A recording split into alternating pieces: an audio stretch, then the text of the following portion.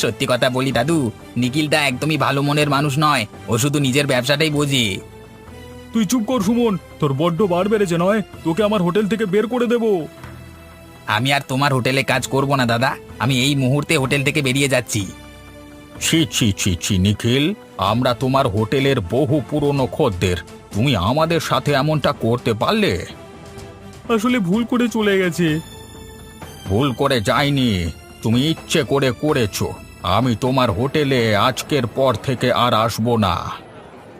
আপনারা দয়া করে যাবেন না, তাহলে আমার ব্যবসাটা বন্ধ হয়ে যাবে।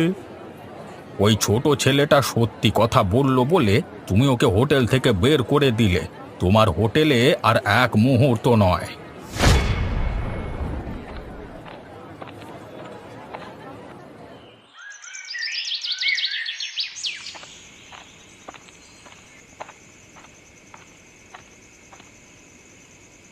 আরে কি সৌভাগ্য আমার, জমিদার বাবু যে আর গিন্নিমা আপনি এসেছেন। হ্যাঁ গোপাল, আমাদের এই নগেন জেদ ধরলো যে তুমি নাকি নতুন দাদা বৌদির বিরিয়ানির হোটেল খুলেছো, আর সেখানেই আমরা আজকে সপরিবারে খেতে যাব। তা সেই কারণেই এলাম গোপাল। তা বিরিয়ানি হবে তো? অবশ্যই জমিদার বাবু, আমি অনেক খুশি হয়েছি। আপনারা সকলে আসুন, এসে ভেতরে বসুন।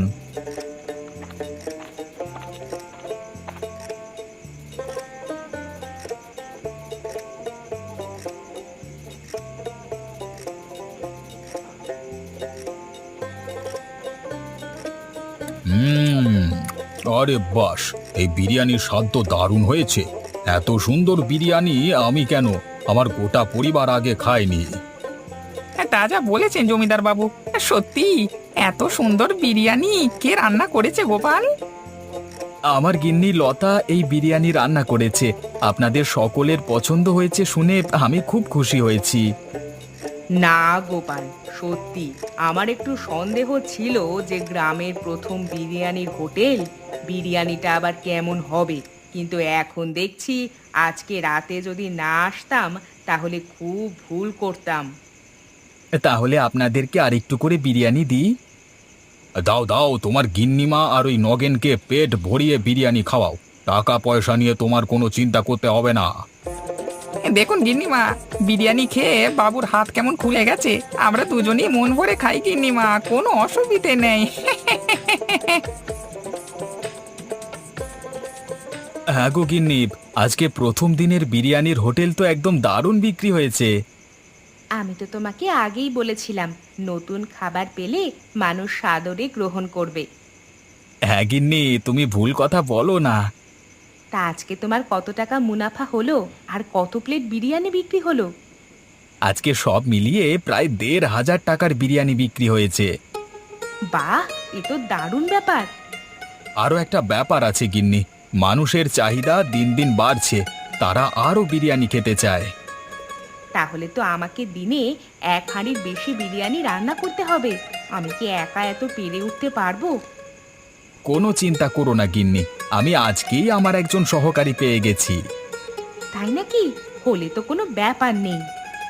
হ্যাঁ গিন্নি, সামনের হোটেলে নিখিলদা আছে না, নিখিলদা তার খদ্দের দিকে পচা খাবার খাওয়াতো জানো। সে কি কথা, তোমরা কি করে ধরলে? আমাকে সুমন বলল, সুমন ওর দোকানে কাজ করতো তো, সেই আজ থেকে আমার কাছে কাজ করছে। তাহলে তো নিখিলদার আমাদের ওপর হিংসে হবে। হিংসা হলে আর কি করা যাবে বলো গিন্নি, আমাদের দাদা বৌদির বিরিয়ানির হোটেল আরো দূর এগিয়ে নিয়ে যেতে হবে, থেমে গেলে চলবে না।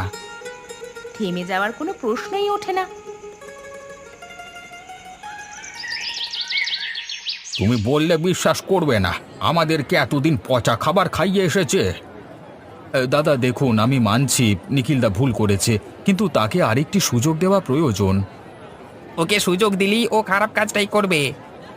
ঠিকই বলেছে, নিখিল 1 নম্বরের বাজে লোক।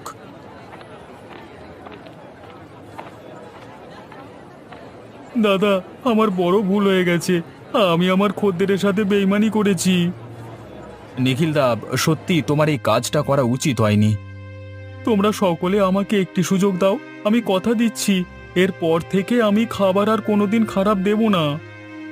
দেখো, আমাদের তো বয়স হয়েছে, আমাদের সামান্য দুটো ভাত ডাল পেলেই খুশি হয়ে যায়, আর তার উপর তুমি যদি এরকম কারচুপি করো, আমরা যাব কোথায় বলো দেখি?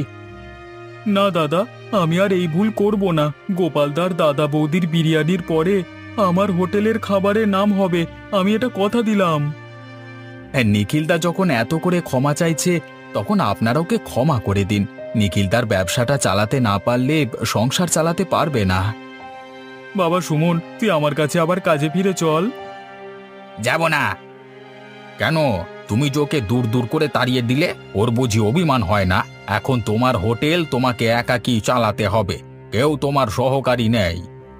তাহলে আর কি নিখিলদা, এখানে 1 প্লেট বিরিয়ানি খেয়ে কাজে লেগে পড়ো।